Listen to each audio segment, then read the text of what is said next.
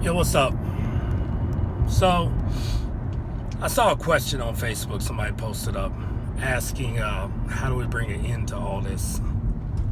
And by all this, I'm not talking about the riots. I'm talking about the, a change in the police brutality and things like that. And, I have an idea. I have a thought on what I think might help, might work. Let me know what you think. So today I went for a run and ran a very slow time in my mile, but I'm old, so it is what it is. But as I'm running, I'm passing by a park where these kids are playing and a police car is riding by, and I hear an 8-year-old or 9, somewhere around that age, scream out "F the police" as they rode by. No joke. Screamed out "F the police" as they rode by. Like, seriously, stop teaching your kids that crap, man. Like, Jesus. It just adds to the problem, creates more of an issue. I mean, there are bad cops out there. There are some good cops out there. I've had family involved in law enforcement. You understand? There are some good cops out there. Some good cops speaking up right now. Stop teaching your kids all that F12, F the police stuff, man. There were so many things wrong with that. So many things. My first thought is, if we want to change the way we're being treated by the police, why not become the police? I know, wait, bear with me here. First of all, bear with me here before you get all upset like, oh, well, the cops shouldn't be. Yes, I know, but we're going to get to that. Why not teach your children to make a difference in the community by becoming a police officer? You see, there were 4 cops there. 4 of them sat around and watched that man kneel on his neck until he died. It would have only taken one good cop, one good person, one good kid that was raised correctly to be and want to be a protecting officer. One good cop to sit there and say, okay, man, look, that's enough. Stand him up. You're under arrest, but, all right, bro, off his neck. He can't breathe. He's, complaining. It only takes one good cop to stand up and do that. One. But see, we bring our children up to hate police. They listen to music where they hate cops. They watch shows where they hate cops. They listen to mom and dad talk about how much they hate cops. So when these kids get older, the last thing on their mind that they want to do or want to be is a cop.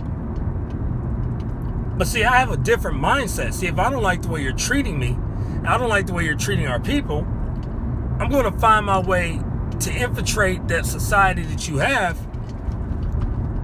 to be that common voice, to be that good cop. By the way, I did actually apply to be a police officer for Hollywood, Florida, and never even got a call back, but that's neither here nor there. I guess I was, whatever. We're not even going to go there. But, so for those who are going to say, well, why haven't I done it? I've tried, okay? Twice, actually.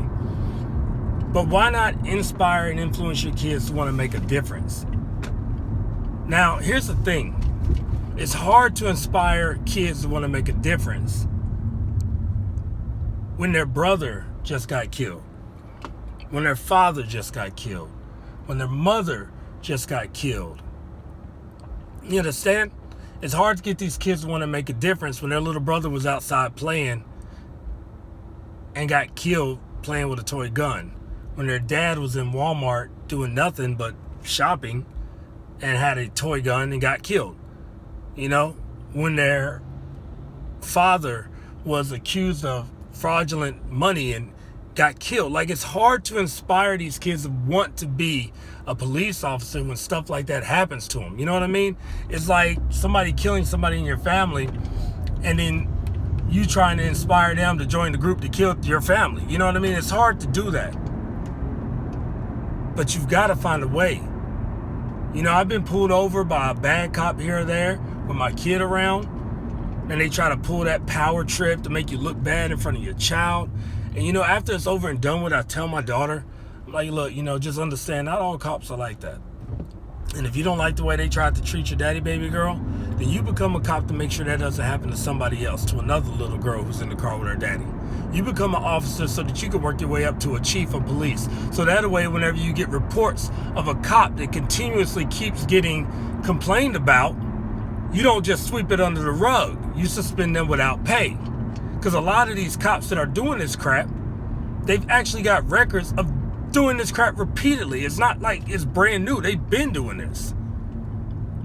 But you work your way up to a chief of police so that they don't get that paid leave, so that they get fired on the spot. That's how you make a change. That's how you change it. You put good people in a bad system that check the bad people whenever they're doing wrong. And I know the scary part for them is they're going to get it from both sides because they're already a police officer, but they're going to get it from the cops too, who feel like they're not holding up to the code of being a police officer. But if that's what you want to do, you want change, that's how you get change.